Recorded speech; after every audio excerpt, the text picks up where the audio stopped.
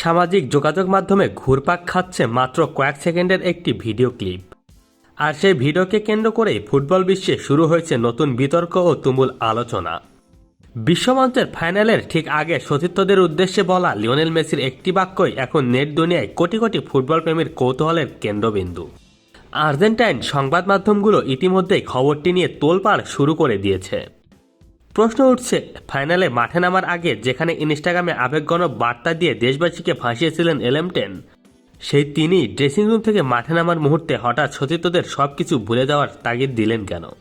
Argentine ক্রীড়া সংবাদ মাধ্যম টিআরসি স্পোর্টস ভাইরাল হওয়া সে ভিডিওর সূত্র ধরে জানিয়েছে, ড্রেসিং রুমের দরজার মুখে দাঁড়িয়ে সতীর্থদের উদ্দেশ্যে অধিনায়ক মেসি বলেছিলেন, সবাই শান্ত হও, মূল বিষয় হলো আমাদের ঠান্ডা মাথায় থাকতে হবে। এ পর্যন্ত সবকিছু স্বাভাবিক ও সাধারণ অনুশাসনের মতো মনে হলেও গোল বাঁধিয়েছে তার পরের বাক্যটি। সতীর্থদের উদ্দীপ্ত করতে মেসিকে বলতে শোনা যায়, এসো আমরা সবকিছু ভুলে যাই, আমরা শুধু খেলি, এসো শুধু খেলায় মন দেই। ভিডিওতে স্পষ্ট অধিনায়কের কথা শুনছিলেন যখন এনজো ফার্নান্দেজ, এমিলিয়ানো মার্টিনেজরা, তখন তাদের শারীরিক ভাষা ছিল চরম গাম্ভীর্য।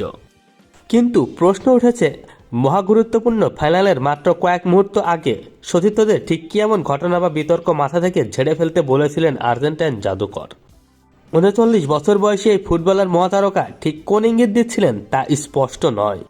তবে ফাইনালের আমেজ জমতে রেফারির সুবিধা পাওয়া নিয়ে আর্জেন্টিনাকে ঘিরে সমালোচনার যে ঝড় উঠেছিল তার দিকে হয়তো আঙুল তুলেছে অনেকে। ফাইনালের আগে স্প্যানিশ ডিফেন্ডার এমেরিক লাপোর্তে খোলামেলাভাবেই অভিযোগের আঙুল তুলেছিলেন আলবি সেলেস্তেদের দিকে।